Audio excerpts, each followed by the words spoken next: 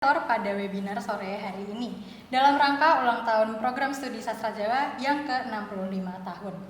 Nah, dalam rangka acara Gugur Gunung yang ke-10 ini ada banyak banget rangkaian acara yang bisa teman-teman nantikan dan bisa teman-teman ikuti selain di webinar pada sore hari ini. Nah, acaranya itu ada webinar kali ini tanggal 10, lalu akan ada webinar tanggal 17 dan ada tanggal 24 Februari.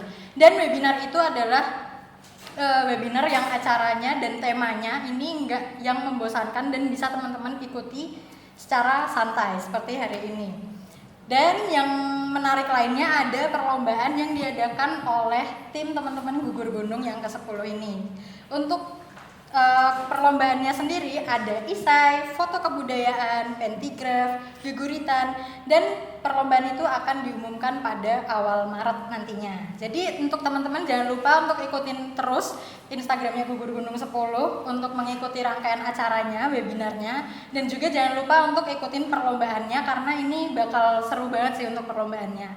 Lalu di webinar pada hari ini yang bertema kesusastraan Jawa dalam pusaran event anak muda yang akan membahas babakan per-eventan bersama pakar event yang pro player di Yogyakarta ini seperti yang udah teman-teman tahu, udah teman-teman simak di Instagram kami. Ada bintang tamu yang sangat luar biasa pada sore hari ini.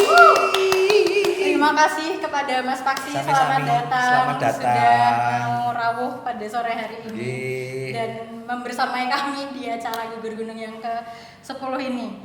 Nah, Mas Paksi ini kan pro playernya event di Jogja nih. Ini udah gede banget loh acara-acaranya Mas Paksi yang ada di Yogyakarta ini. Pasti teman-teman juga nggak asing dengan acara-acara yang udah diadakan di Yogyakarta. Nah, mungkin ada nih dari beberapa teman-teman yang join di platform Zoom pada sore hari ini belum tahu event apa aja sih yang diselenggarakan Mas Paksi. Mungkin Mas Paksi bisa menjelaskan dan menyebutkan sedikit event-eventnya.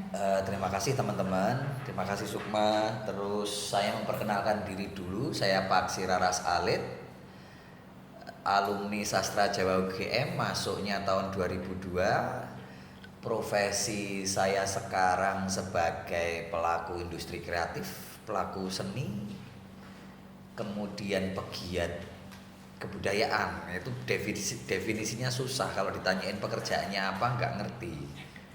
Jadi pokoknya yang lingkaran-lingkaran sekitar kesenian kebudayaan lah. Kemudian jabatan atau amanah yang sedang diemban itu kalau sekarang ini masih sebagai mengurusi FKY, Festival Kebudayaan Yogyakarta. Ini tahun 2021 ini masih kita lihat nanti regulasinya bagaimana, kemudian waktunya bagaimana. Kemudian Festival Sastra Jawa juga insya Allah juga tetap terselenggara tahun ini, di tahun yang lebih berat daripada tahun 2020 ini. Lalu ada beberapa kegiatan atau event kesenian yang lainnya juga, di mana di situ saya sebagai panitia atau penyelenggara. Ada tabloid bahasa Jawa, Jawacana juga, di situ saya sebagai pimpinan redaksinya yang terbit setahun 4 kali. Lalu apa lagi ya? Bikin workshop reguler setiap selapan tentang aplikasi atau praktis, kegiatan-kegiatan praktis yang berkaitan dengan kebudayaan bernama Jumat Wagen yang kita selenggarakan setiap Jumat Wagen bersama teman-teman komunitas Jawa China dan juga Sanggar Kinanti Sekar. Bikin kelas aksara Jawa juga yang seminggu sekali via offline, maksudnya di on ground di Sanggar Kinanti Sekar juga ada, yang via online bersama kelaspedia.id juga ada kelas aksara Jawanya.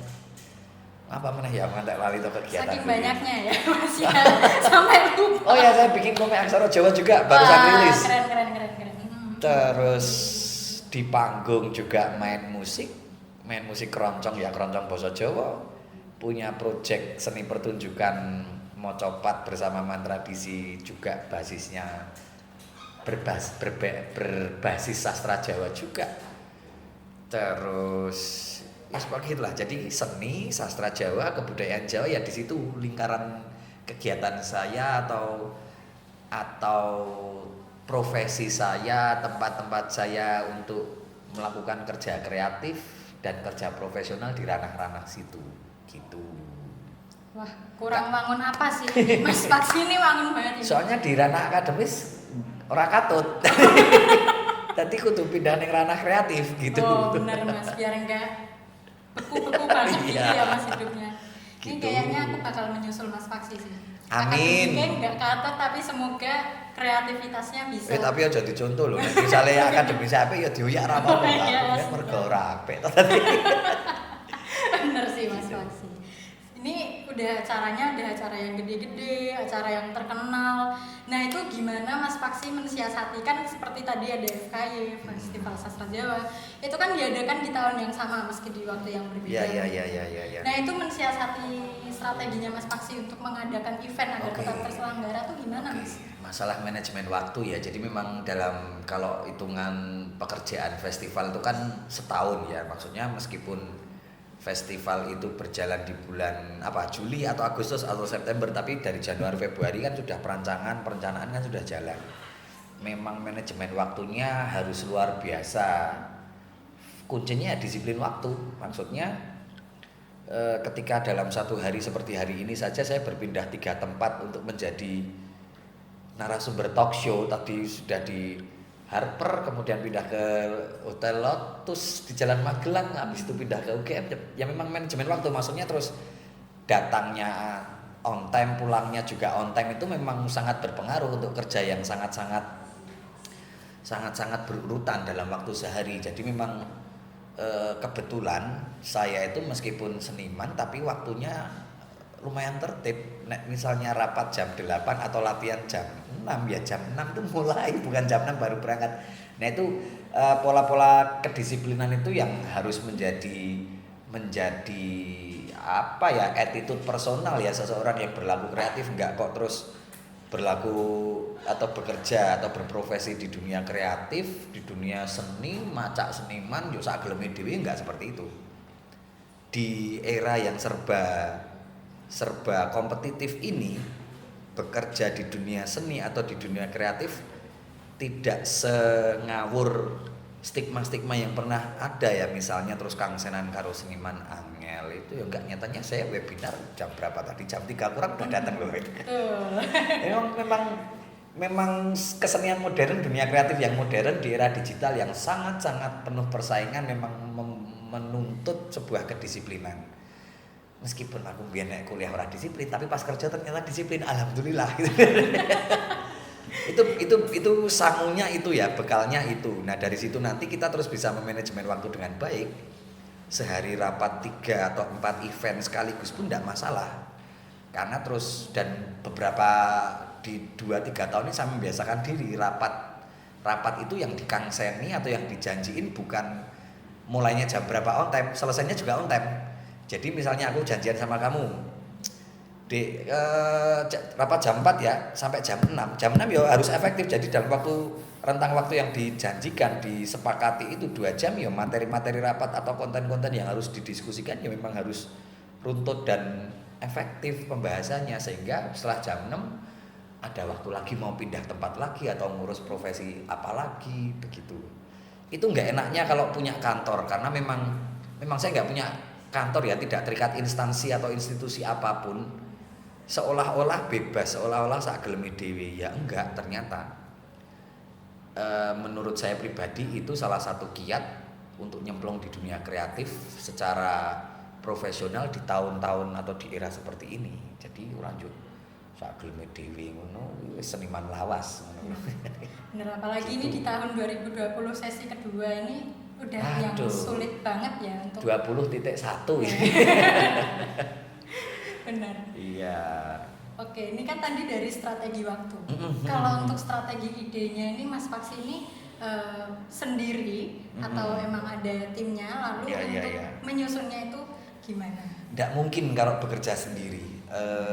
Di sebuah penyelenggaraan event yang besar ataupun event yang sangat gigantis seperti FKY misalnya, itu teamwork atau kerjasama dengan orang lain dan kolaborasi itu adalah keniscayaan. Tidak mungkin era-era seperti ini apalagi dituntut kerja kolaborasi atau harus kerja tim dengan kelompok lain atau dengan seniman lain, dengan orang-orang lain, itu memang sebuah mutlak, sebuah hal yang niscaya. Jadi memang tidak mungkin saya bekerja sendiri, pasti ada teman-teman yang mendukung, pasti ada jajaran, meskipun di beberapa event atau di beberapa pekerjaan atau biasanya pekerjaan itu saya selalu didapuk menjadi kepala sukunya, tapi jejaring atau jajaran staf di bawah saya sampai ke kru atau apa itu pasti masing-masing juga bekerja secara profesional, sehingga tidak mungkin FKY terselenggara direktur utamanya Paksi, tapi kan di situ ada banyak sekali pihak yang mendukung saya, yang memang yang kebetulan terhighlight saja ke publik adalah saya, tapi kan saya nggak mungkin kerja sendiri, jadi kerja teamwork. Jadi memang kalau sudah berasaskan atau sama-sama disiplin tadi, kerja timnya enak sekali. FKY panitianya sampai 400 orang loh. Itu kalau nggak disiplin waktu atau nggak, memang tidak ada kesepakatan bagaimana mengelola sebuah perencanaan, kan kacau pasti. Ngenteni siji wong wae rapate ra mulai-mulai iso di antara wong 400 ngopi ya coba. Jadi kan memang ya kebetulan bisa terseleksi sih ya, maksudnya di tim yang saya bentuk juga ini seleksi utamanya dalam masalah kedisiplinan. Ini bisa jadi orang yang sangat bagus banget, punya ide-ide brilian, tapi orang iso dijaga waktunya, itu juga kan bermasalah. Kalau difilosofikan itu, kalau misalnya dokar atau andong ditarik 4 kuda, ya speednya 4-4-nya harus bareng. Kalau ada satu saja yang paling kenceng, yang lainnya yang 3 tidak kenceng, andongin limpang kan gitu. Jadi memang kudu di inilah disepakati bersama-sama masalah kedisiplinan itu tadi gitu. Nah itu udah kan tadi mensepakati kedisiplinan itu berarti dari awal memang udah langsung diflorkan ke teman-teman panitia yang lain gitu. Oh iya, karena kan proses rekrutmennya juga profesional, maksudnya kita kerja profesional ya, memang ada hak dan kewajiban. Masalah ekonomi misalnya, ya kamu mau nggak kerja di tim ini dengan hak dan kewajiban seperti ini. Nah itu memang dari awal komitmennya komitmen profesional. Jadi terus ora iso terus koyo ya aku melu wae, nek selo melu nek ora nggak bisa. Ini kita yang kerja seni atau tapi ini profesional. Dalam proses penggarapan pementasan musik aja pun memang kami memang frame-nya frame profesional gitu. Jadi orang juga, ya mau nek selo melu, ya mau nek aku iso ya ra iso gitu. Mau ini memang ini sudah menjadi profesi, bukan UKM atau bukan hobi atau bukan side job kami. Ya memang profesi seniman itu yang butuh integritas seperti itu, saya pikir ya, seniman zaman sekarang ya. Gitu. Nah, jadi emang benar-benar butuh kolaborasi kuat antara Iyalah. waktu, orangnya, Iya dan pasti. ide-idenya yang pasti. Iya, ide-idenya pasti kolaboratif. Untuk apalagi ini kan event-event gede nih Mas. Masa kan ya nggak mungkin kalau event segede ini tapi perancangannya tuh kaleng-kaleng gitu kan nggak mungkin kan. Iya, betul. Nah untuk hal kayak gitu pernah nggak sih Mas ada hambatan atau halangan baik dari internal atau maupun eksternal untuk pengadaan event itu sendiri? Pasti ada, justru hambatan itu yang sering kita cari. Mencari hambatan ya Mas, ya benar. Jadi prinsipnya nek iso digawe rumit ngapa dadak digawe gampang gitu loh. Nah, kan memang salah satu landasan berpikir atau cara berpikir kreatif adalah inovatif. Menemukan sesuatu yang belum terpikirkan orang lain. Menemukan sesuatu yang out of the box atau di luar zona nyaman atau yang memang belum terpikirkan atau ide-ide atau imajinasi gila. Nah, memang kita bekerjanya di ranah itu. Kalau misalnya bikin pentas tari cuman sekadar ngundang kelompok tari, pentas, nyusun sound system, lighting, genset, mengelola penonton, itu mudah. Digawe angel apa ya? Nah, itu tuntutan kerja kreatifnya di situ. Jadi saya pribadi bersama teman-teman yang berada di satu lingkaran dengan kami memang selalu mempunyai prinsip nek iso digawe angel, aja digawe gampang. Nek digawe gampang nanti kita sendiri tidak mempunyai ruang atau wadah untuk berinovasi. Jadi sebagai seorang seniman, pekerja kreatif harus selalu gelisah, harus selalu resah. Kalau nyanyi tok aku wis iso. Nek nyanyi tok tantangannya apa ya? Digawe angel piye ya? Nah, gitu ya. Memang terus kemudian tantangan terbesarnya untuk bisa mengeksekusi imajinasi atau ide itu menjadi sesuatu yang bisa dinikmati publik atau memang bisa terrealisasi dengan baik. Nah itu tuntutan kerja kreatifnya gitu. Nek enggak nanti main kerja pentas ya pentas, gak event-event biasa tok, arung laku tok ya ngantuk dadine. Ya entuk duit tapi itu nyaman itu memang sesuatu yang kami hindari, yang saya hindari. Nek iso iki digeribet. Aja digawe penak, digawe mikir terus ngono lho. Gitu itu. Benar, setuju banget sih, karena aku juga pernah ngebaca buku tentang gimana cara berpikir kreatif itu adalah dengan istilahnya kita out of the box dari apa yang kita udah pernah lakukan. Tetapi itu pilihan loh ya, saya tidak menganjurkan setiap pilihan profesi juga seperti ini. Maksudnya memang kalau memang adik-adik atau teman-teman memang sudah mempunyai niat atau kerentek untuk nyemplung di dunia kreatif, ya pola berpikirnya harus kreatif. Kalau kamu misalnya terus jadi dokter, terus terlalu eksperimen dengan pasienmu, aku pengen inovatif iki ususnya harus tak sambung karo sikil, ya nggak bisa. Itu memang sudah ada patternnya. Memang ruang-ruangnya berbeda ya kalau dikerja atau ruangan yang kreatif, ruangan seni, ya memang tuntutannya harus kreatif.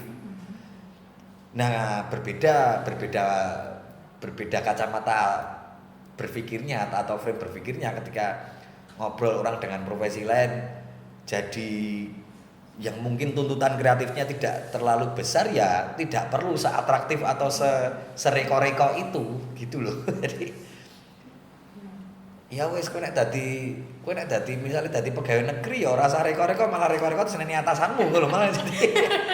Nah kalau kami kan memang jadi ora usah reko-reko, wah iki kantore elek iki arep tak cet dadi pink lah, ngono kuwi terlalu kreatif kowe sebagai profesi, sebagai yang bekerja di sebuah instansi, misalnya instansi pemerintah, ya tidak perlu tuntutan seperti itu. Tapi nek dunia kreatif ya itu kemutlakan untuk selalu out of the box, itu memang gitu.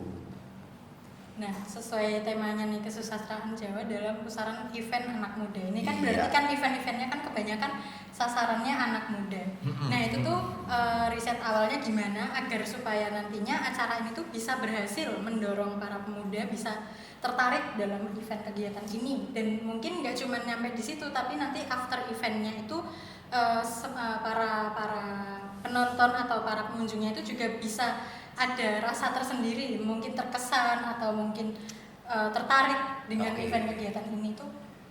Sebenarnya yang jadi visi pribadi saya sebagai seorang lulusan sastra Jawa yang memang mempunyai latar belakang kuat di kebudayaan Jawa, dan juga seseorang yang bekerja di ranah seni, visi pribadi saya itu bagaimana tetap bisa membawa dua bidang ini sebagai sebuah hal yang aktual. Saya bahasanya sing luwih gampang mungkin ini ya.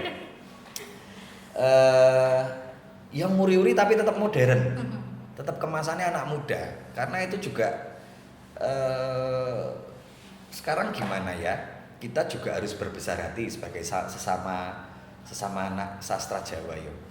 Sastra Jawa ini kan sangat-sangat negatif stigmanya, sesuatu yang sangat purba, berdebu, kusam, onone meng museum kuno. Nah, visi saya setelah saya akhirnya menseriusi profesi sebagai pelaku kreatif, ya dua latar belakang saya ini harus saya gabungkan, tapi dengan kemasan anak muda. Apapun itu apresiasi dari masyarakat itu urusan nanti, kalau saya mikirnya gitu. Jadi contohnya FKY, festival kebudayaan, tapi rohnya kejawaan kan sangat kental di situ ya, kental sekali ya. Media publikasi menggunakan aksara Jawa, kemudian filosofi Jawa yang kita tahu dalam teks-teks itu juga disertakan di dalam platform kami, website dan lain sebagainya. Ya memang seperti itu. Memang visi saya bagaimana bahasa halusnya kan melestarikan dan mengembangkan sastra Jawa dalam kemasan yang kekinian. Kenapa harus kekinian? Ya itu jalan ninja saya ke situ gitu loh.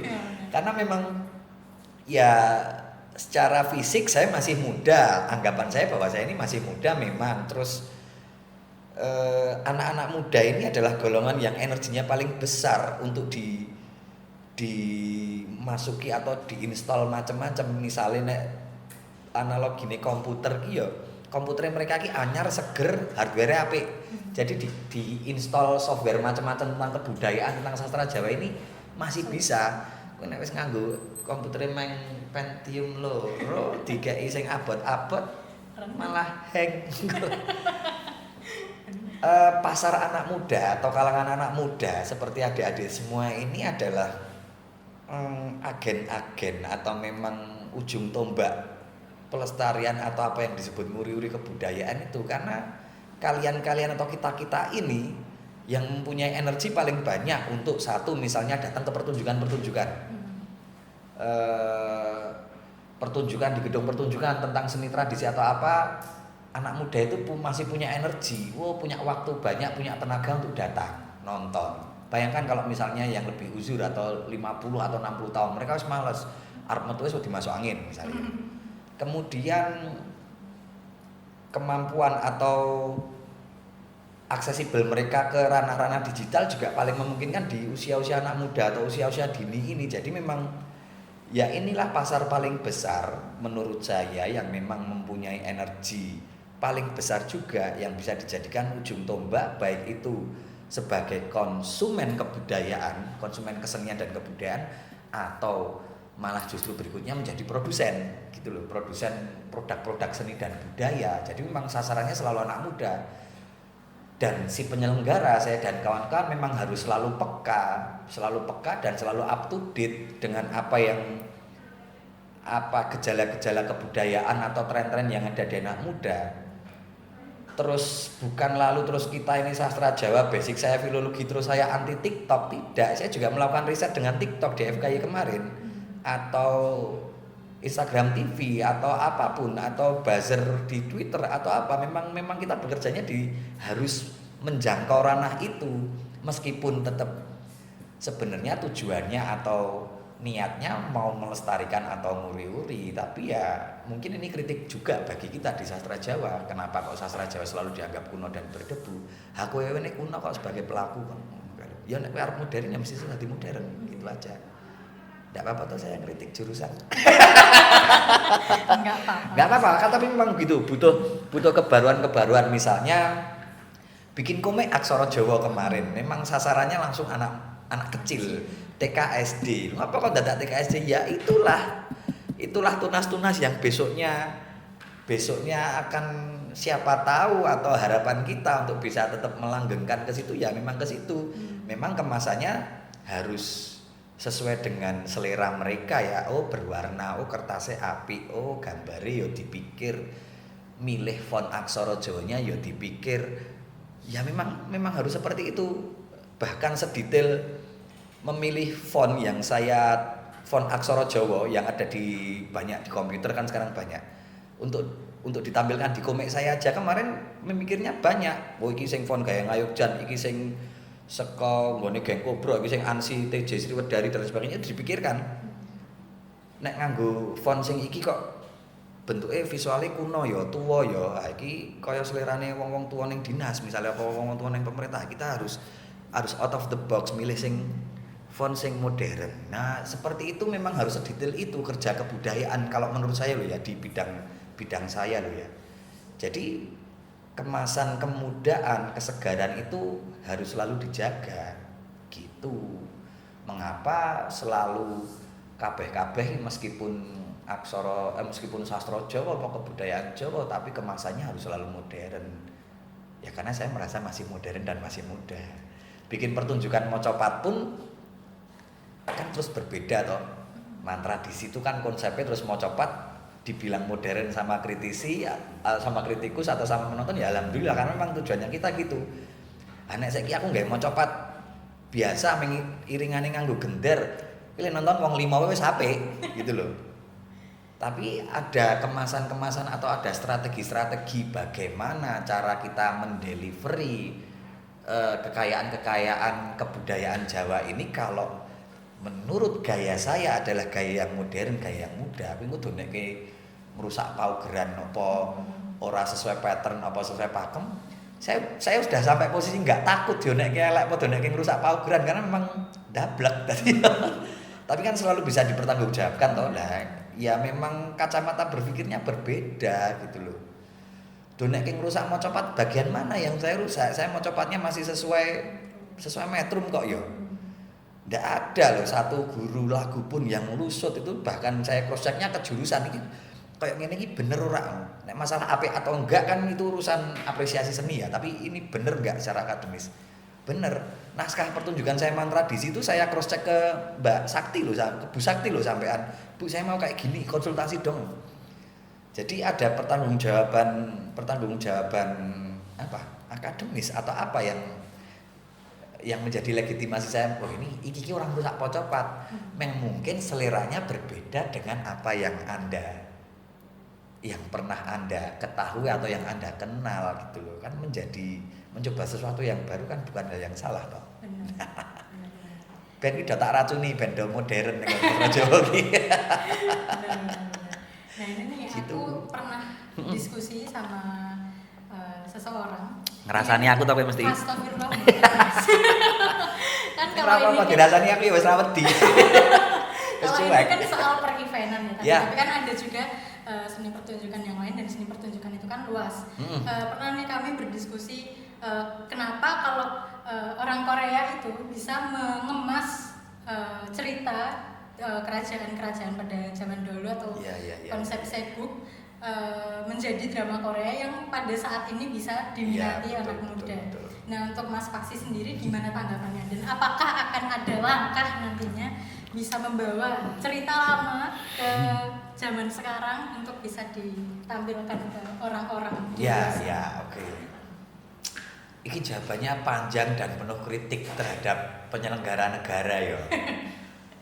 Dan sangat kompleks, permasalahan seperti ini juga nggak selesai-selesai. Tetapi saya juga tidak mau terjebak dalam chauvinisme bahwa bangsa Jawa atau suku Jawa adalah yang terapa. Masing-masing peradaban, masing-masing kebudayaan pasti mempunyai keunggulan dan kekurangannya masing-masing.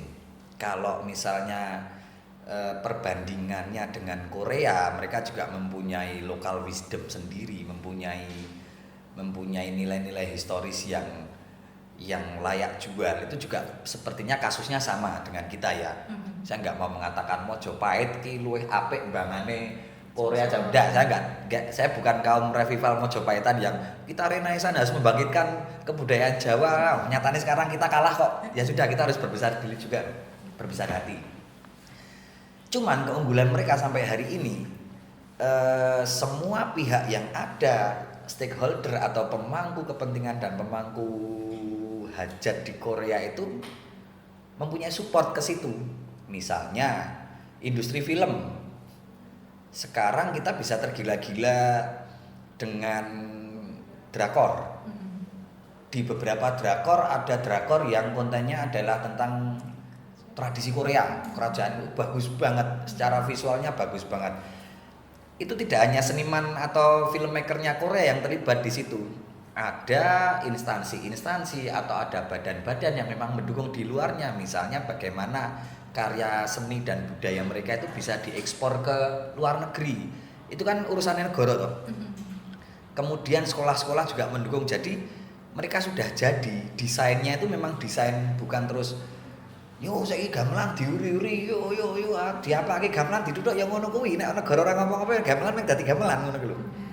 Naskah itu kudu diuri-uri. Lah kita konservasi naskah cuma sampai perpustakaan kok.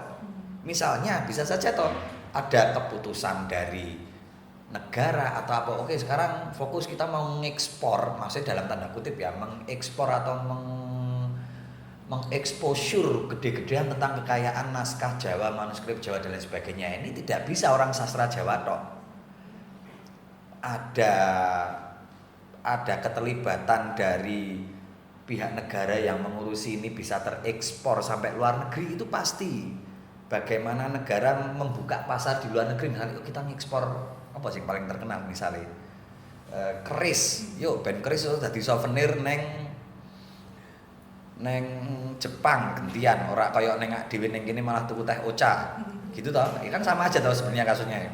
Apa rasa keris band Apple to Apple ketika Ocha green tea, ocha kita bisa temui di setiap sudut ya. Nenggon semua teh boba itu ada rasa ocha. Kita bisa saja misalnya apa ya, beres kencur misalnya ngono. Itu kan nggak bisa pelaku jamunya terus sendiri. Mesti ono urusannya negara, mesti ono entah itu ada Kementerian Perdagangan atau Perindustrian atau nah itu yang sudah terjadi di Korea. Jadi mereka memang akhirnya produk-produk seni dan budaya mereka bisa menjadi komoditas ekspor, bahkan itu dampaknya panjang sekali. Ini butuh kerja kolaborasi banyak sekali. Kalau misalnya kita terus kepingin bisa yuk gamelan diekspor apa batik atau kita gantian dong budaya kita yang menjajah kebudayaan asing. Nah ini butuh kerja yang sangat kompleks dari satu negara loh ya, orang meng pelaku seninya tok. Di situ anggota dewannya juga harus melakukan lobby politik sehingga mempersiapkan pasar di luar negeri, bukan hanya tidur di sini gitu toh. Atau pemerintahnya juga sing diurusi orang migas apa kelapa sawit terus, bahwa potensi-potensi seni budaya atau kekayaan bahkan banyak sekali suku bangsa sebenarnya bisa, tapi itu ya ngoyoworo. Kalau saya terus ngomong kiat-kiatnya apa ya, saya nggak tahu. Saya seniman kok, kecuali kalau saya jadi presiden saya bisa. Kalau sekarang ya cuma bisa berharap sama bisa halu. Wah siapa tahu ya nanti suatu saat nanti ketika zaman sudah apa, manuskrip bisa jadi acuan atau kebaya bisa jadi dipakai orang Rusia atau apa. Sebenarnya bisa, tapi memang dan pekerjaan Korea dan Jepang contohnya itu juga bukan pekerjaan 5-10 tahun, itu memang sudah didesain lama sekali ya. Jadi mereka mempersiapkan jualan K-pop berserta turunannya drakor dan lain sebagainya ini juga sudah lama dan itu sudah sangat sistematis dan struktural. Jadi mereka bisa jualan, ketika jualan otomotif di mana-mana sudah dibatasi kuotanya, misalnya terus Kia, Hyundai, nggak bisa nih kuota otomotif sudah terlalu bertabrakan dengan isu lingkungan. Nek mobil ini menghasilkan ini, apalagi yang bisa kita jual ya dengan negara sekecil ini, dengan iklim seburuk ini di Korea, budaya ternyata bisa dodolan gitu. Nah, ini butuh desain dan perencanaan yang sangat panjang dan melibatkan banyak sekali pihak. Tapi ya untuk negara kita sekarang masih ngurusi masalah buzzer dan non buzzer aja ribut. Benar. Ya masalah pakai jilbab atau enggak pakai jilbab aja ribut, biarlah mengekspor kebudayaan ya sudah. Jadi terus bekerja, jangan terlalu berharap pada negara. Kalau saya ya kayak gitu aja. Yang penting gawe komik tombok dhewe ra gawe ya ora apa-apa, gawe workshop 5-20 duitnya kurang tombok ya ora apa-apa, ya memang itu kerja budaya gitu loh. Memang kerja kebudayaan. Ora patekan, ora diragati iki. Dadi ora apa-apa, yang penting maju terus ngono ya. Itu yang menjadikan mental saya dan teman-teman terus ya kalau kamu niat tenan sebagai pelaku seni dan kebudayaan Jawa ya lakukan, entah itu ono duit ono proyek ora ya melaku aja, ini niat gitu. Dawa dan berapi-api nah Mantap banget, biar semangat ini. ya apa memang kenyataannya gitu loh. Dan sekali lagi pesan saya pribadi, jangan terus kita jadi terjebak ke arah chauvinisme ya. Memang kita ini mayoritas di Indonesia, di Nusantara ini secara kuantitas paling banyak, jumlah penutur basa Jawa ki paling banyak, sukunya juga uangnya paling oke, tapi jangan terjebak chauvinisme terus suku lain elek, suku kita paling apik, kebudayaan kita paling luhur. Bukan masalah membanggakan apa Borobudur atau naskah kuno kita atau tradisi masa lampau kita itu bagus atau memang bisa merajai sampai ke Madagaskar dan lain sebagainya. Tapi apa yang bisa kamu lakukan hari ini dengan kebudayaan Jawa itu poinnya. Nek sing biyen urusane nenek moyang. Mereka iso gawe Borobudur. Ya wis ben, aku isone lagi gawe komik aksara Jawa ya wis ben. Saya sedang menciptakan tradisi saya sendiri. Entah besok membesar atau mengecil saya nggak peduli, yang penting saya melakukan daripada cuman koar-koar. Budaya saya itu baik loh, saya bisa bikin candi, dulu Majapahit itu menguasai. Lah kowe saiki ngopo? Tinggo aksara Jawa apa tinggo sastra Jawa apa tinggo kebudayaan Jawa. Nek kira ngopo-ngopo ya sama aja nating no. Gitu. Keras. Susah, Gitu. sulit. Mm-hmm. Oke, terus kan ini kembali ke babakan event ya Mas. Ya. Ini tadi kan mencari masalah untuk bisa menggeliatkan pemikiran-pemikiran ide. Nah, dalam merencanakan atau membuat event ini sendiri, Mas pasti pernah nggak sih mendapatkan kritikan atau mungkin komentar-komentar dari entah netizen atau orang-orang di sekitar mungkin itu kritik yang mungkin pedes, tapi membuat Mas Paksi itu merasa tertampar, yang hingga akhirnya malah semakin membuat event itu maju kembang lebih baik. Oh ya pasti itu sering sekali terjadi. Bahkan kalau sekelas FKY itu bukan hanya kritik ya, tapi kayak sirahku diinceng sniper wong sak Jogja ya. Ya karena memang resiko atau tantangannya seperti itu. Nek kritik itu hampir tiap hari, overthinking itu hampir tiap malam nggak bisa tidur. Ya memang tanggung jawabnya sebesar itu.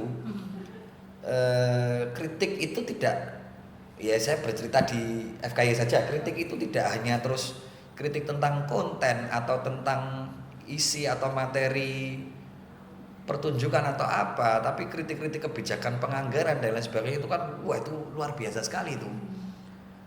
Dan alhamdulillah saya sudah mulai menyukai kritik dan bahkan kadang-kadang memang memancing untuk mendapatkan kritik karena itu saya anggap sebagai acuan atau indikasi bahwa ketika mendapatkan kritik berarti ada perhatian dan sudah mulai memilah-milah mana yang konstruktif, maksudnya kritik yang membangun, mana yang kritiknya itu nyinyir. Anak kritik nyinyir ki wis sudah enggak baper saya diserang di sosmed. Wah FKY parkirnya angel atau ada kecelakaan di depan FKY atau kisruh parkirnya. Ya itu kritik yang membangun, tapi terus wah saya FKY ini elek kok ukuranmu kok apa?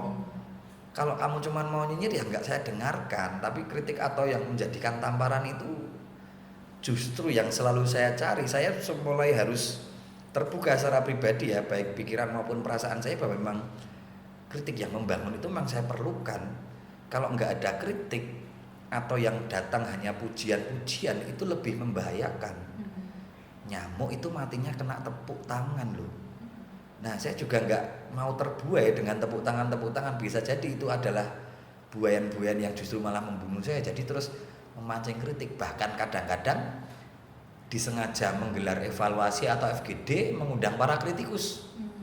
Ya memang fungsinya untuk menampung kritik. Jadi memang apa evaluasi atau apa yang harus, apa kekurangan atau kelebihan kemarin, nah itu silahkan dinilai. Itu waktunya dikumbah ngantek loro ati ya ndak apa-apa. Untuk biasanya kalau orang-orang atau kritikus yang baik juga memang kritiknya kritik-kritik yang konstruktif, yang membangun. Nah, itu pasti ada solusi, ada masukan. Nah disitulah mulai saya saring juga yang segera bisa saya eksekusi mana, saran atau masukannya atau kritikannya itu yang memang belum bisa dieksekusi mana. Nah itu memang masalah manajemen tadi juga. Oh ini iso dieksekusi dari segi waktu, segi biaya, segi tenaga, ya segera kita eksekusi. Itu jadi makanan sehari-hari. Tak pikir kritik itu ya ono sing tak rungokke, ono sing ora tak rungokke, ngono kuwi wae. Tapi memang saya sangat terbuka untuk kritik atau evaluasi itu. Ngonekke FKY kuwi adalah pemborosan dana negara. Ya ono, ya wis ora piye-piye. Ya ora apa-apa ya pancen ngono, ya jar piye meneh. Emang kehidupannya seberat itu, tok pikir terus gampang enggak ya saya itu memang iso FKY itu terjadi sebulan saya resol turunin 6 sasi ya iso bendina mikirke omongane wong. Omongane wartawan meneh. Galak era umum. Lebih galak daripada dosen mungkin ya? Apalagi wartawan media sosial. Wah. Semua orang bisa jadi wartawan. Orang perlu memakai sumber, orang perlu memakai referensi apa-apa, iso waton ngomong aja, tidak apa-apa, tidak masalah. Selalu menuai kritik, tapi justru itu yang memang saya cari sebenarnya, karena saya juga sudah cukup berbesar hati menyeleksi kritik atau masukan itu, gitu. Nek sebut kinti sing kritik sing paling tajam. Apa Mas? Film Mas. Ya oke ya. Wah banget loh. Misalnya ngopo tak kowe kuliah ning sastra Jawa iki mbiyen ada di apa kowe? Ya, itu kan kritikan juga atau di antara peluang-peluang yang saya pilih gitu. Jurusan oke banget ono gampang jurusan olahraga, nak rasa mikir garek otot, misalnya ngono to, kok dipilih sastra Jawa. Nah, pada saat itu ya mungkin kritiknya dong iso tak jawab, tapi kan ya saya ngenteni 15-20 tahun kok tak jawab ya pertanyaanmu ngapa kok aku mlebu sastra Jawa gitu kan. Kadang-kadang kan memang ya itu tadi kritik atau masukan kan belum bisa langsung kita eksekusi atau kita aplikasikan langsung di kehidupan kita ya, tapi kan ya by the time aku terjawab gitu deh. Ini bisa jadi ini ya Mas ya, jadi pancingan apalagi buat kita yang masih mahasiswa kan sosok kan dikritik dikit baper, dikritik dikit ntar laporan, dikritik dikit ntar spill di thread di Twitter kayak gitu ya Mas. Itu butuh kedewasaan ya, maksudnya butuh kedewasaan itu akan muncul berdasarkan waktu. Maksudnya terus ya saya dulu juga seumuran kowe dikritik ya ngamuk, itu biasa, dikritik dosen nesu apa marah-marah itu juga ya memang usianya memang fasenya mungkin baru segitu ya, tapi memang terus ya dengan berjalannya waktu kalau kita terbuka untuk belajar, maksudnya belajar kan terus tidak melulu membaca buku dan lain sebagainya, belajar membaca diri kita sendiri, oh kekurangan kita seperti ini, kelebihan kita seperti ini, mau terbuka bergaul atau menambah wawasan dan lain sebagainya. Nah itu nanti mustinya atau idealnya akan mulai terbentuk ya penyikapan kejiwaan kita gitu. Saya dulu juga nyebai umur sak padha kowe nyebai banget dikritik nesu. Nek iso nesu ngapa ndadak ora, tapi sekarang kan terus masa ya nesu arep umur sak mene. Tak pikir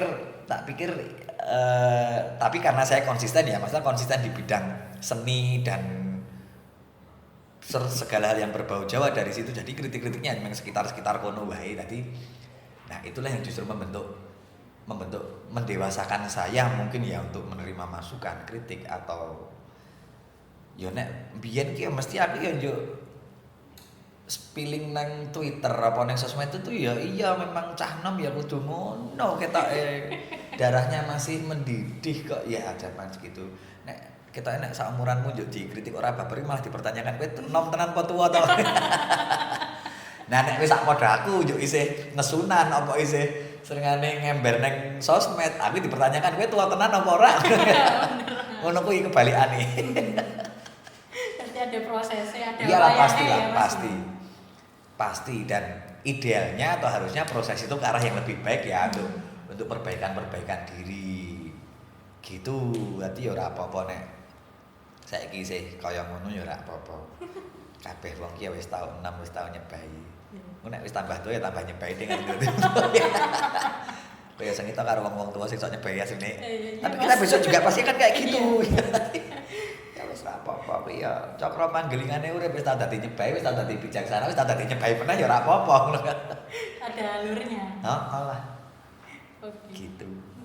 Terus ini untuk event-eventnya Mas Paksi itu ada target khusus nggak sih? Maksudnya target di sini tuh target goals-nya Mas Paksi sendiri. Maksudnya aku udah ini berhasil ini nanti setelah ini untuk ke tahap yang selanjutnya kayak gimana apa ya istilahnya kayak untuk evaluasi gitu Ya, loh. ya.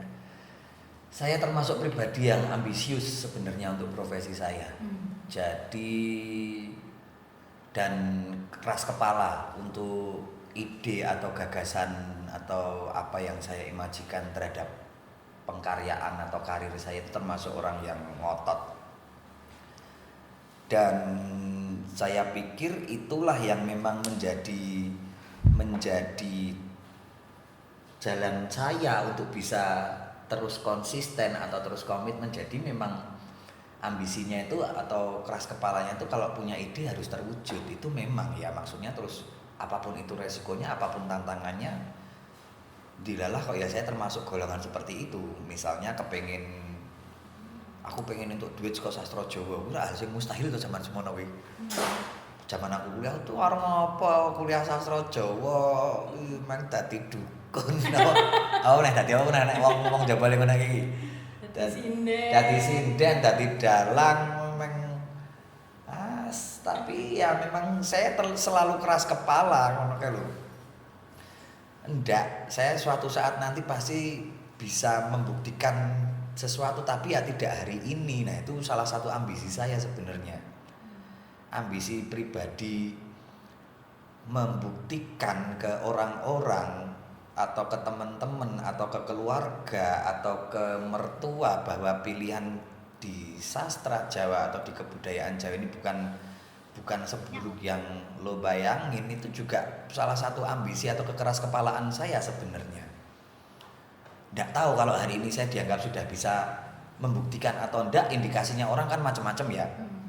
Bisa saja ukuran kesuksesan orang itu berdasarkan saldo rekening itu bisa, atau berdasarkan jumlah followers itu bisa, atau berdasarkan apapun bisa. Tapi yang selalu membuat saya merasa bersyukur sebenarnya untuk target-target pribadi saya atau cita-cita saya pribadi, sampai hari ini saya melakukan Zoom ini, saya masih bisa bekerja atau mencari duit atau hidup dan menghidupi dengan apa yang saya cita-citakan dari awal, yaitu ya wes sastra Jawa ya kayak ngene iki. Arep dianggap sugih apa melarat, sukses apa ora, apik apa ora, itu tak balikke ning ukuranmu. Sing penting aku melakukan apa yang memang dadi kerentekku, dadi sing tak niati. Nah, itu sesuatu hal yang menurut saya pribadi ini sesuai ambisi saya, sesuai target saya. Saya bikin festival ya mambune Jawa, gawe karya seni musik ya mambune Jawa. Ya memang ini yang saya inginkan gitu loh. Dan dari kecil nek ditakoni cita-citamu seperti apa toh sebenarnya? Ya jadi seperti ini. Gitu. Ya tadi kayak ngene iki cita-citaku. Kuwi dianggap wong apik bae aku ora urusan. Yang penting cita-citaku kayak ngene iki. Ya sudah, kan sama aja toh wong dadi dokter apa dadi polisi apa dadi pejabat atau apa ya ana sing apik bae toh. Tapi kan itu terserah perilaku orang. Tapi yang jelas dari sejak pertama kali saya masuk kuliah di Sastra Jawa UGM sampai hari ini saya tidak pernah melakukan penyesalan sekalipun memilih Sastra Jawa loh. Donekke apa ora urusan. Donekke mertua angel aku arep apa ning Sastra Jawa wis meneng sik Pak ngono. Sesuk membuktikan ki sesuk, tapi itu memang butuh kerja yang mungkin lebih ekstra keras daripada jurusan lain ya. Tapi kalau memang itu sudah jadi pilihanmu ya kamu harus tanggung jawab gitu. Dan menurut saya ya saya sudah melakukan tanggung jawab saya terhadap pilihan saya, kalau sekarang terus bertanggung jawab dengan anak istri secara ekonomi, ya itu ya bagian dari kerja ekstra keras saya untuk tetap menekuni bidang yang memang saya pilih dari awal gitu loh. Tidak pernah saya menyesal untuk mencintai sastra Jawa itu sampai hari ini. Asik.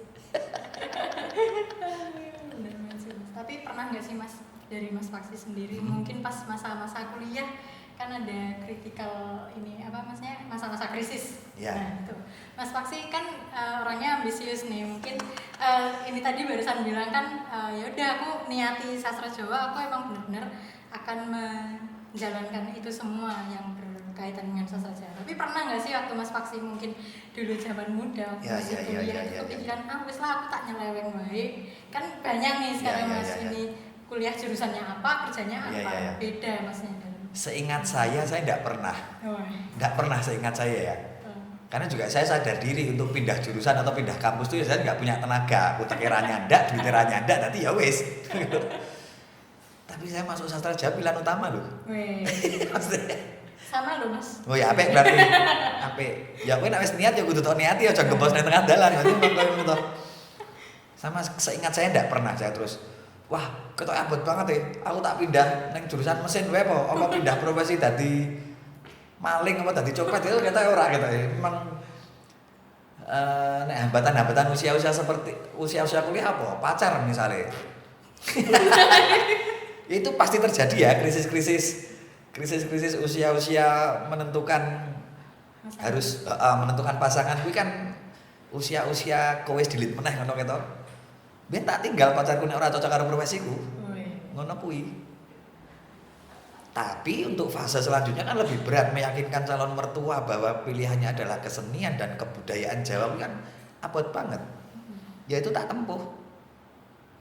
Wah, aku iso dadi sinetron ceritane nek tak critake. Ya tapi memang sudah konsekuensi. Jadi lingkaran pertemanan yang saya pilih, lingkungan pekerjaan yang saya pilih, lingkungan atau partner atau pasangan hidup yang saya pilih juga dari awal sudah ada kesepakatan bahwa aku ki seniman lho, seniman tradisi Jawa.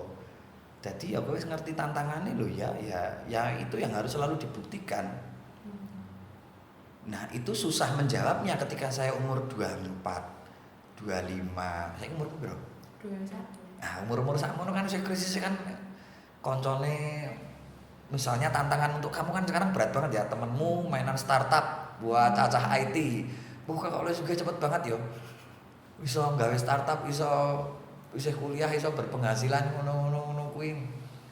Itu mungkin jadi tantanganmu sekarang ya, mungkin lah untuk generasi mahasiswa seumuranmu tadi nek zaman biyen ya karo kanca-kancaku sing kuliah pon reuni SMA, zaman kuliah ben reuni SMA atau terus pokoke cah sastra Jawa teko kepiye wis dadi dukun urung, apa wis iso mabur urung, apa wis ngilang urung ngono gitu.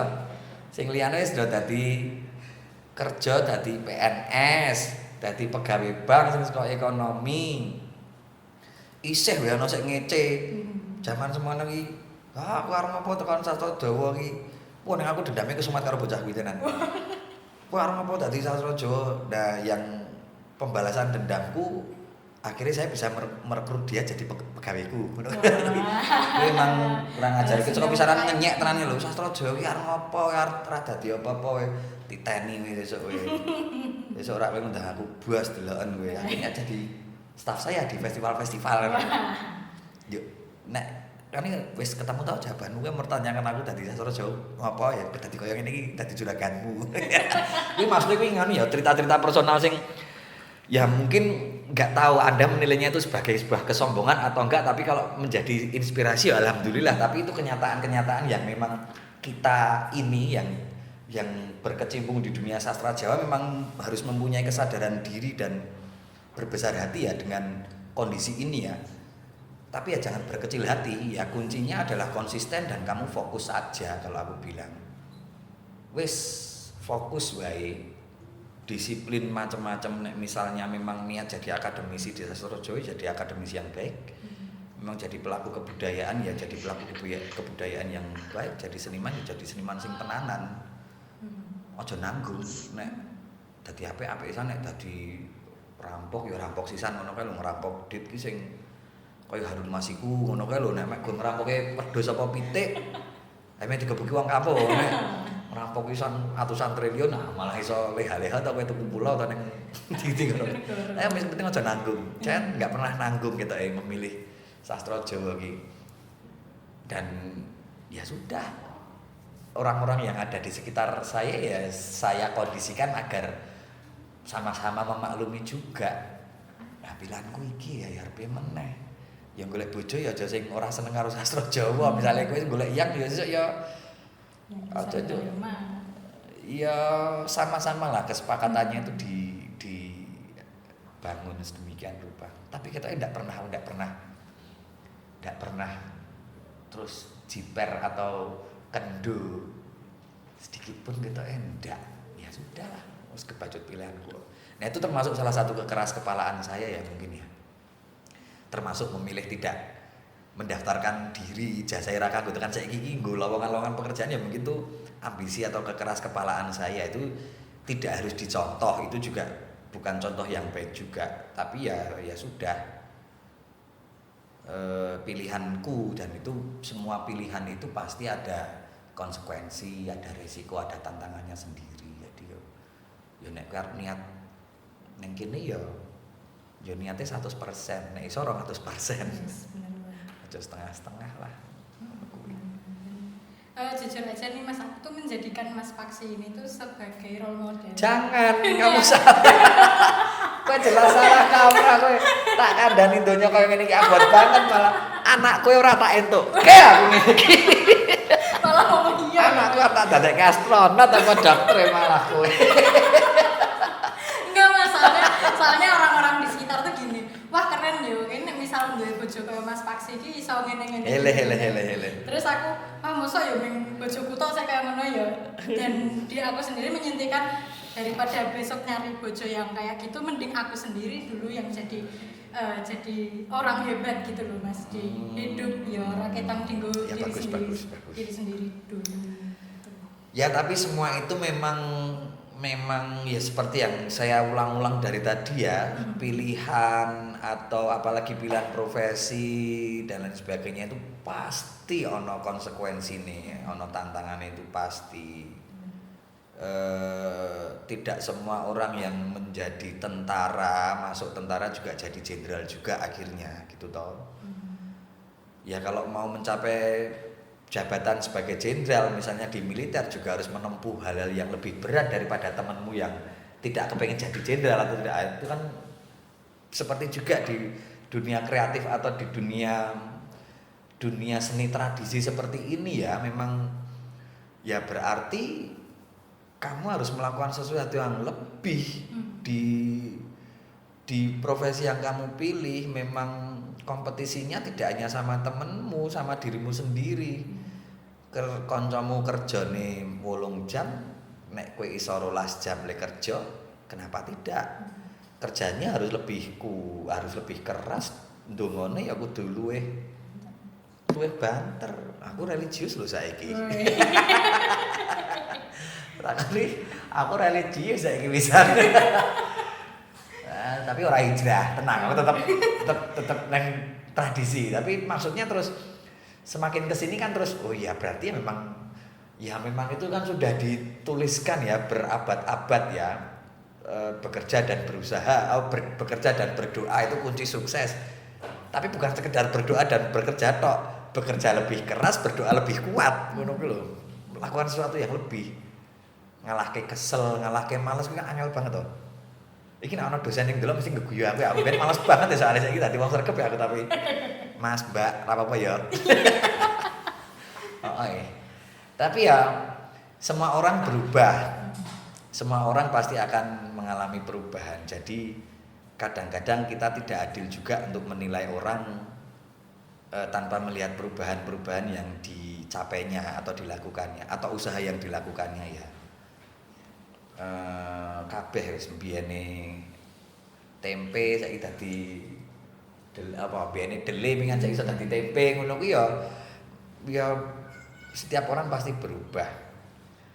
Everybody's changing, tapi memang terus berubah seperti apa itu pilihan kita gitu. Kuwi yang penting bekerja lebih keras, berdoa lebih kuat. Nek kancamu sukses salate ping 5, kowe kepengin luwih sukses ya tambah salat sunah misale lho ya. Wah kerjane 8 jam tapi iki sih tenagane saya oke tak tambahi 2 jam nih kita cukup. Iya wis ora apa-apa. Di mana-mana orang sukses sepertinya kayak gitu. Gitu. Saya enggak mau terjebak ke arah motivasi ya ini obrolan ini balik ke ini saja. Ke realnya tadi. Karo mam anggur enak gitu ya. Monggo Mas. Sekitar. Nah terus nih mungkin dari Mas Paksi yang udah menyusun berbagai macam event besar, langkah kecil atau langkah awal yang mungkin bisa dibagikan kepada orang-orang untuk bisa membangun event dan membangun kepercayaan orang-orang untuk bisa mengikuti event yang akan diselenggarakan itu dari Mas Paksi kayak gimana? Konsisten. Kepercayaan itu tidak bisa didapatkan dengan cara dibeli atau dipaksakan ya, itu akan terbangun ya. Maksudnya langkah-langkah kecil seperti melakukan segala sesuatunya dengan benar itu maksudnya ya saya ini kan penyanyi, musisi, tapi ya tidak pernah saya terus meremehkan profesi itu. Saya selalu melakukan segala sesuatunya dengan benar. Maksudnya latihan yo disiplin, yo tenanan, yo olah vokal, ya sinau kemana-mana. Itu menurut saya yang bisa membangun kepercayaan orang-orang kan. Terus di dunia seni kan lingkaran pekerjaannya ada IO, ada partner kerja, ada sponsor, fasilitator dan sebagainya. Memang harus terbangun step by step, nggak bisa terus weh aku saiki nganu lho, wis iso lho dadi ketua FK itu juga nggak didapatkan terus tiba-tiba terus tangi turu, wah aku bisa dadi. Enggak, itu juga endapan atau kristalisasi apa yang mungkin sudah saya lakukan puluhan tahun ya di dunia seni dan budaya ini, atau belasan tahun. Saya akan mulai merintis ya kira-kira tahun 2005-an di dunia seni dan budaya itu. Jadi ya konsisten. Untuk bisa konsisten itu ya macam-macam ya. Kalau memang fasenya baru fase berlatih sebagai seorang penyanyi atau pelaku seni pertunjukan, ya latihan ya bener.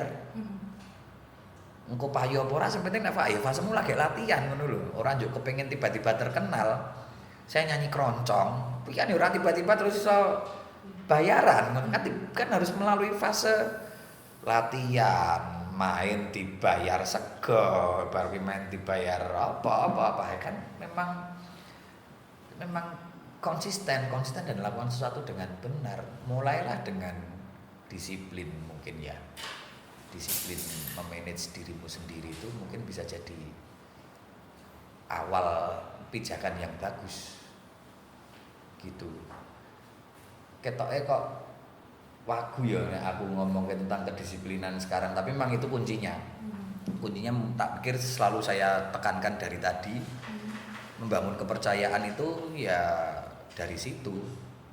Kalau memang sudah mempunyai keseriusan atau pilihan, misalnya kowe kepengen terus aku pengen neng jalur seni tradisi apa dunia kreatif ya sudah lakukan saja, lakukan yang memang kamu cintai itu dengan benar secara waktu, benar secara teknis, benar secara serawung, benar secara berjejaring. Itu kayak ngono kuwi, lakukan pelan-pelan tapi benar ngono kae lho. Ora cukup aku pengen melu main film kaya aku misalnya ngono.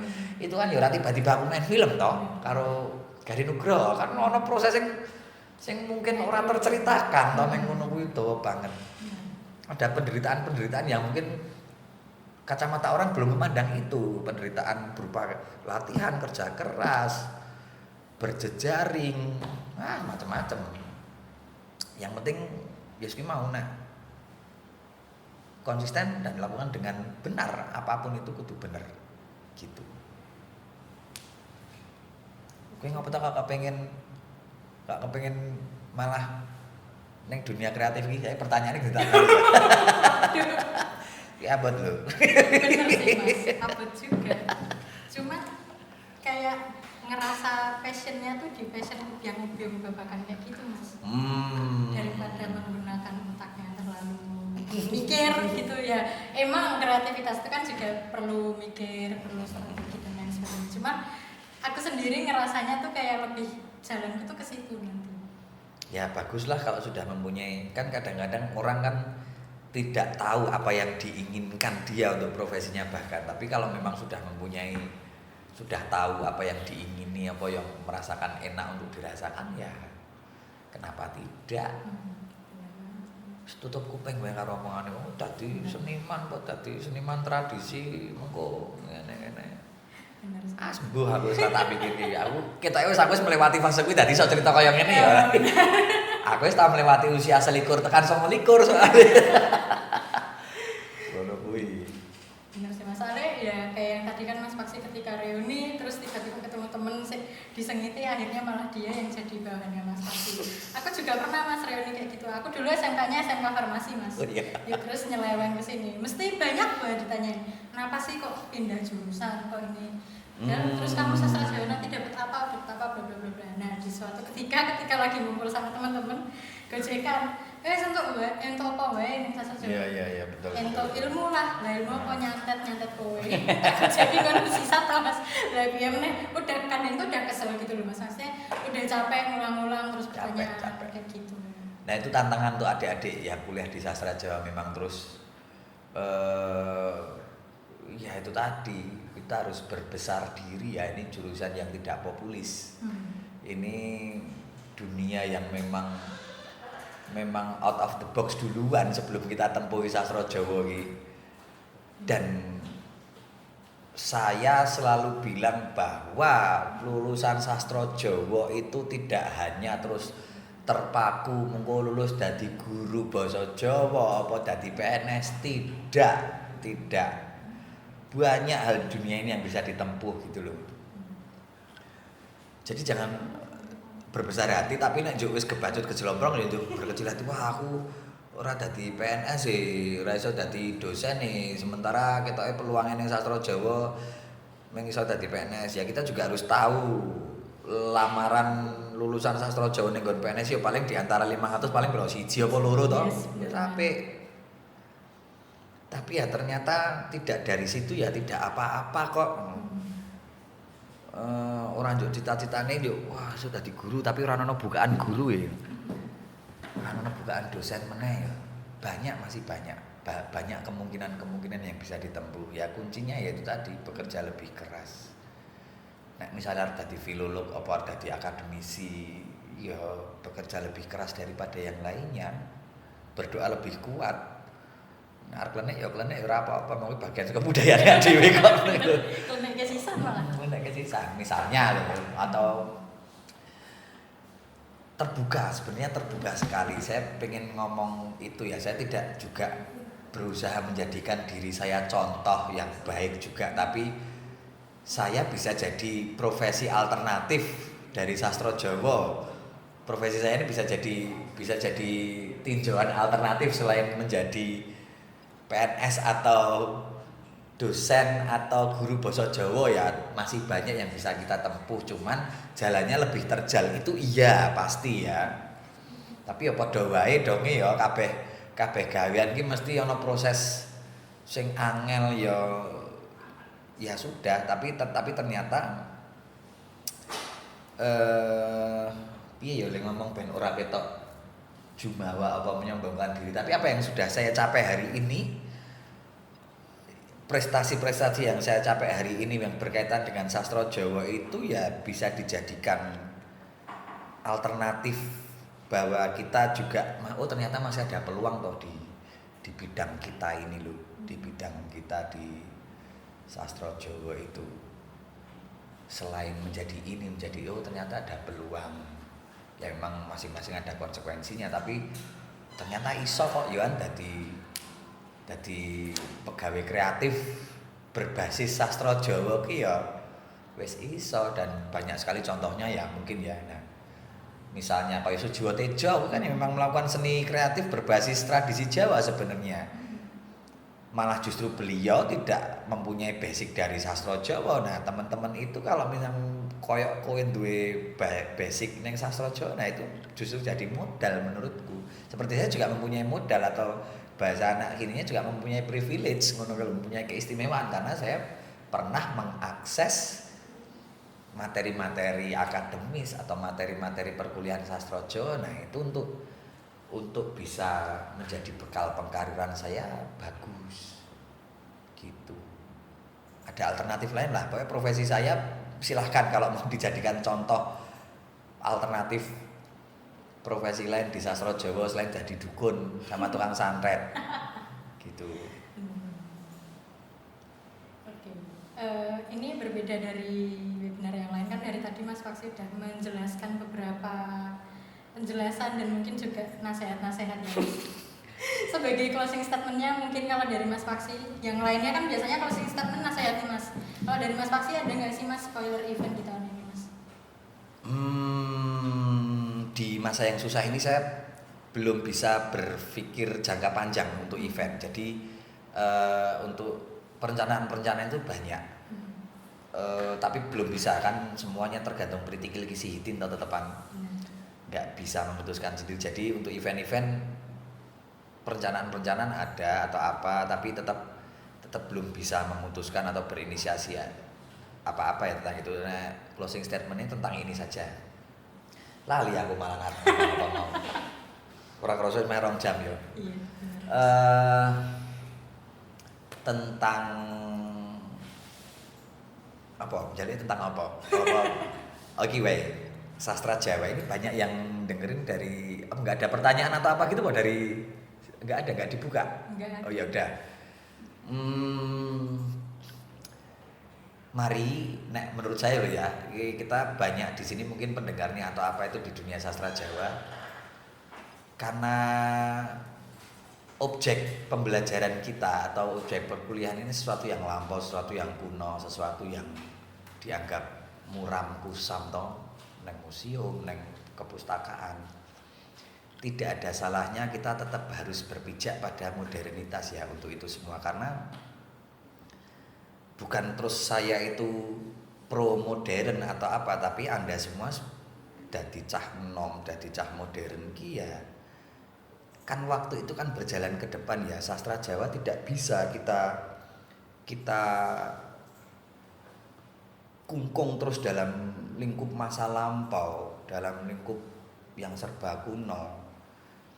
Meskipun kue kuliah sastra Jawa atau memang duniamu di dunia tradisi Jawa, tapi harus peka terhadap modernitas karena dari situlah kita bisa mengemas dan menjual atau mempublish sastra Jawa keluar ke dunia yang lebih modern. Kalau kita bisa mengemasnya dalam dunia modern, nanti orang-orang atau masyarakat tidak lagi menilai bidang kita ini sebagai bidang yang berdebu, bidang yang kusam, modern. Memang kita diajari untuk mengkonservasi sesuatu, naskah, konservasi aksara Jawa merawat dan lain sebagainya, tapi bukan lalu kita menjadi pribadi yang konservatif. Ya aksara Jawa ditembelake neng komik ya ora apa-apa kok, maca pat digawa neng mall ya ora apa-apa kok, ternyata tidak harus main maca pat neng museum, neng pendopo apa neng kuburan. Tapi ternyata kan bisa juga. Nah ini provokasi saya terhadap adik-adik. Terbuka, berjejaring. Kowe sinau Jawa kuno, sinau Sanskerta, sinau filologi, sinau sing kuno-kuno. Tapi ya tetap harus peka dengan modernitas. Paham kowe iki ya cah enom generasi milenial mosok ora arep mendekat sama TikTok atau sama ya memang tuntutan, karena mau nggak mau waktunya semakin maju, di situ kita selalu ketabrak teknologi baru terus setiap harinya, setiap zamannya. Jadi memang meskipun lawas sing tok sinau, tapi kowe kudu harus menjadi pribadi yang baru juga loh, yang segar juga loh. Biar apa? Bukan untuk merusak atau memberontak terhadap sastra Jawa, biar kajian-kajian atau materi-materi kita ini bisa tersampaikan ke ranah generasi yang lebih baru gitu loh. Itu poinnya, agar tugas kita sebagai pelestari sastra atau budaya Jawa terus tidak kesane iki peteng, tidak kesane kusam atau ning museum tok. Saya butuh banyak sekali bantuan dari teman-teman, terutama generasi muda yang ya adik-adik ini, supaya kita bisa memodernkan apa kajian kita biar dibawa ke ranah modern. Nek cita-citamu kaya K-pop mau, istana-istana apa baju-baju Korea iso tekan ranah cah umur 20 apa 17 dan bisa tren, ya salah satu kiatnya ya seperti itu, jadi modern lah meskipun pergi sastra Jawa. Tidak apa-apa gitu. Saya butuh bantuan Anda semua ini adik-adik ben tetap modern dengan sesuatu hal yang terukur dan terpikirkan dengan baik. Pak aku modern, akrab dengan digitalisasi tidak apa-apa. Nek duneke konservatif karo para dosen-dosen ya wis ben kok ngomong ling ajare Mas Paksi. Apa. Gitu. Orang dalam ya Mas. Tapi kowe kudu modern, wis pokoke kudu modern lah.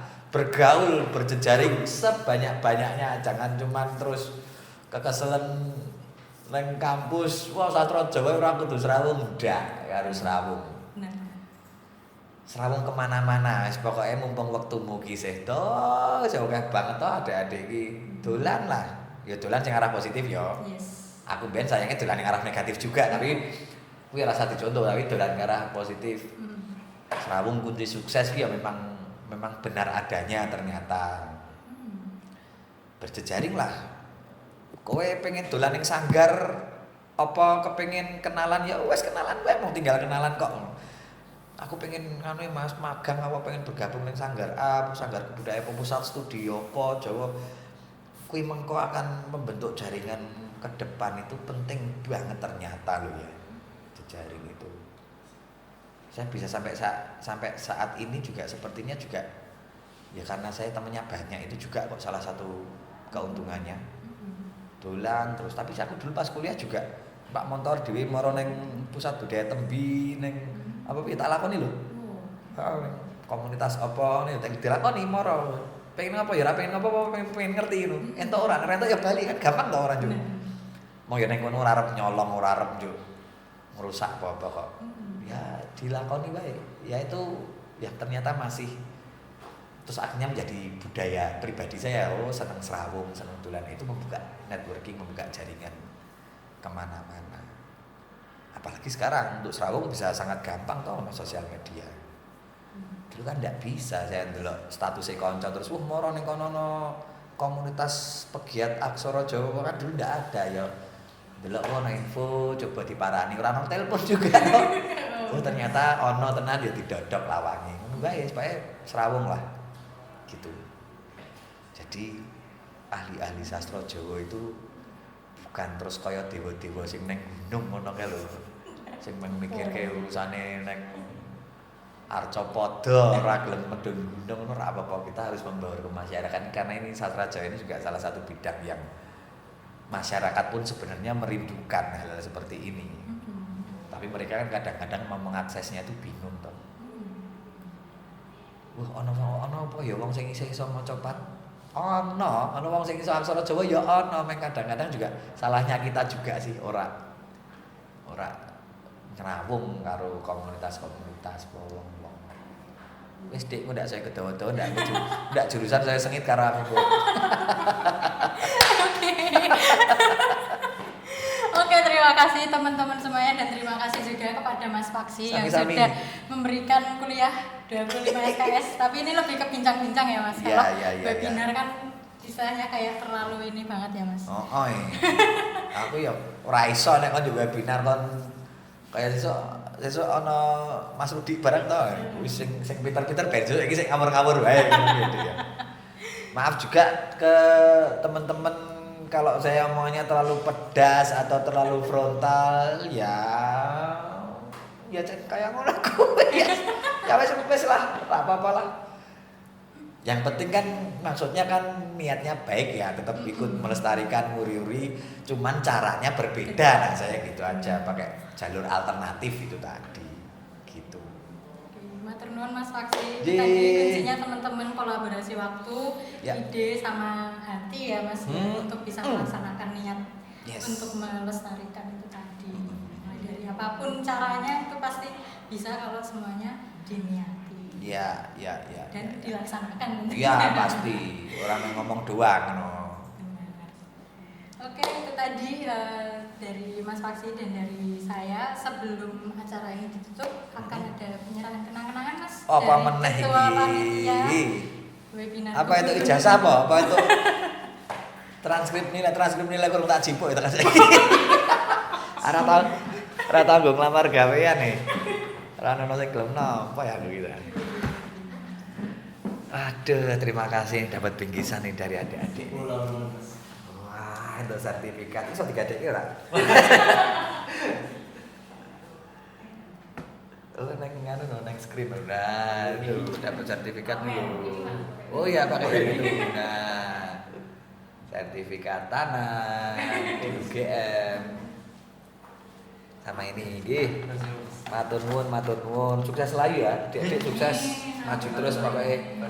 Ojo kendu neng sastra Jawa pokoknya ngono kuwi. Ya. Terima kasih. Oh, Mas. Ini no. Oh iya. Foto dulu ya. Sama peserta. Mungkin Iya. peserta bisa menyalakan kameranya untuk bisa berfoto bersama melalui screen ini walaupun nggak ini ya Mas. Yes. Tetap kudu bisa foto bareng. Ini nanti akan di screenshot oleh panitia dan tentunya akan dipublikasikan di Instagram Gugur Gunung 10. Gimana?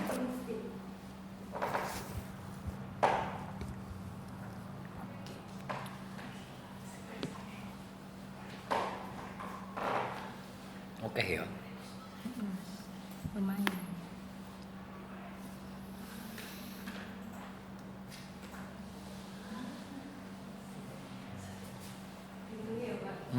Aku lihatnya ke kamera itu. Oh ya. Yang kecil ini toh? Siap. Oke. Oke, semuanya siap-siap. 1, 2, 3. Lagi. 1, 2. Belum nih. Oke, yang belum on cam yuk bisa on cam ya, kita foto bareng-bareng biar tetap kerasa acaranya. 1, 2, 3.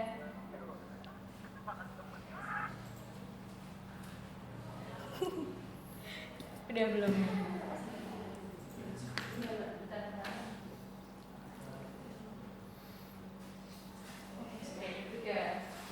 Oke, terima kasih teman-teman sudah mengikuti acara pada sore hari ini dan mau mengingatkan kepada teman-teman untuk tetap mengikuti dan stay tune di Instagram Gugur Gunung 10 untuk apa segala macam event yang diselenggarakan.